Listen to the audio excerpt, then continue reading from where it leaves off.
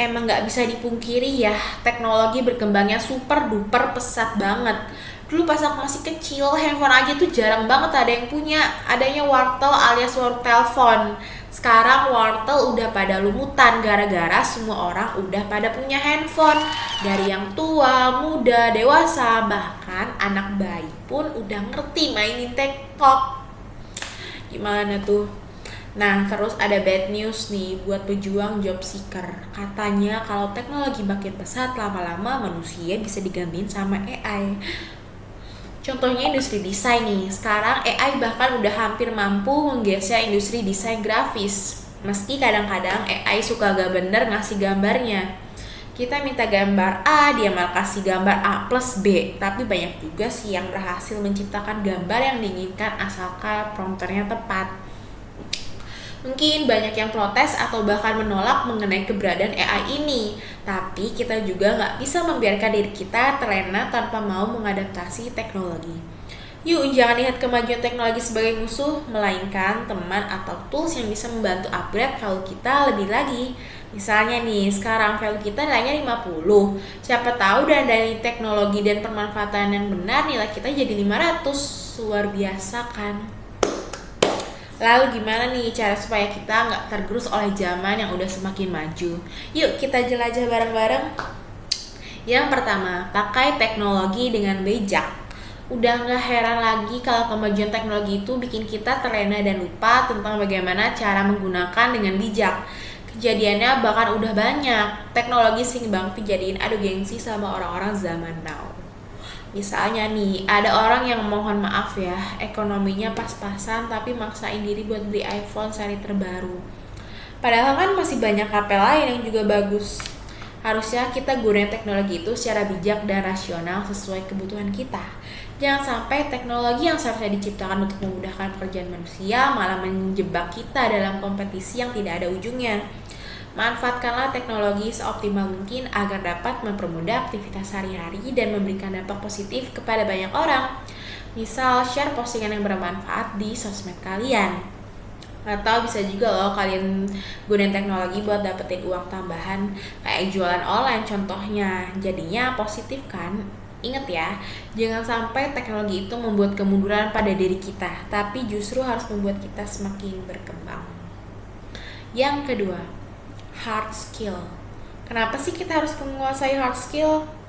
Keterampilan ini bisa jadi faktor penentu keberhasilan kamu di tengah persaingan ekonomi global yang saat ini sudah beralih ke teknologi digital. Hard skill ini bisa kita peroleh dari pendidikan formal, pelatihan, dan pengulangan yang dilakukan secara terus-menerus. Hard skill yang kamu kuasai dapat berupa menguasai perangkat lunak seperti Microsoft Office dan teman-temannya, karena hampir semua industri saat ini membutuhkan pengolahan data digital untuk bersaing. Atau kamu bisa mempelajari hard skill digital lainnya yang berhubungan sama profesi kamu.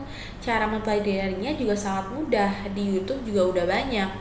Jangan sampai kamu ketinggalan zaman karena kian hari teknologi dapat berubah. Intinya terus up to date dan dengan perkembangan teknologi zaman sekarang.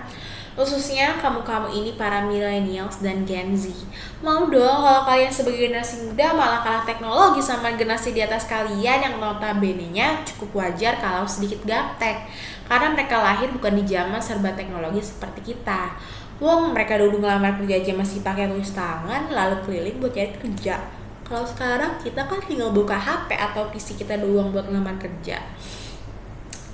Nah, selanjutnya nih, banyakin soft skill. Soft skill itu apa sih emang? Soft skill ini lawannya dari hard skill. Kalau hard skill tadi adalah keterampilan yang dapat ditempuh lewat pendidikan formal. Kalau soft skill ini didapatkan dengan pendidikan non formal yang dapat berhubungan dengan pekerjaanmu. Soft skill adalah suatu keterampilan dari pembentukan pola pikir dan kebiasaan. Jadi bisa banget soft skill itu dikembangkan secara terus-menerus beriringan dengan perkembangan hard skill. Soft skill yang paling berguna di dunia kerja adalah time management, adaptif, memecahkan masalah, kerjasama tim, dan berpikir kreatif. Hampir semua bidang memerlukan soft skill basic seperti itu. Oleh karena itu, teknologi yang maju nggak cukup buat kehidupan tetap nyaman. Aku saranin buat dapetin pendidikan dan keterampilan lainnya untuk menunjang kehidupan berteknologi yang semakin maju ini. So, jangan kendorin kemauan kalian buat semakin berkembangnya ya. Selanjutnya nih, belajar bahasa asing.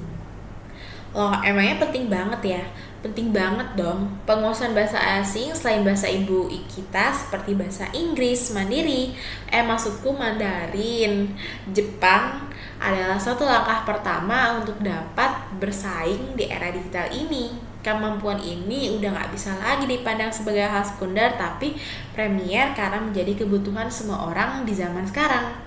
Kita perlu banget punya kemampuan dan usaha untuk mengembangkan kompetensi diri ini agar bersaing di era digital internasional. Terus dari mana kita bisa belajar bahasa asing? Kalau kursus aja mahal. Tenang aja friends, ini kan udah serba digital ya. Kamu bisa aja cari-cari akun di sosial media yang bahas belajar bahasa asing secara dasar. Atau kalau punya uang lebih, kamu juga bisa ikut kursus online yang sudah menjamur di mana-mana deh. Yang terakhir, banyakin pengalaman.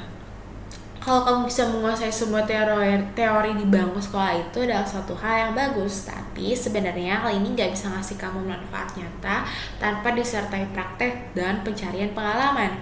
Kalau sekarang sih kamu gampang banget buat terjun ke bidang ekonomi digital yang praktis. Udah banyak banget kan platform-platform yang nyediain penjualan secara gratis.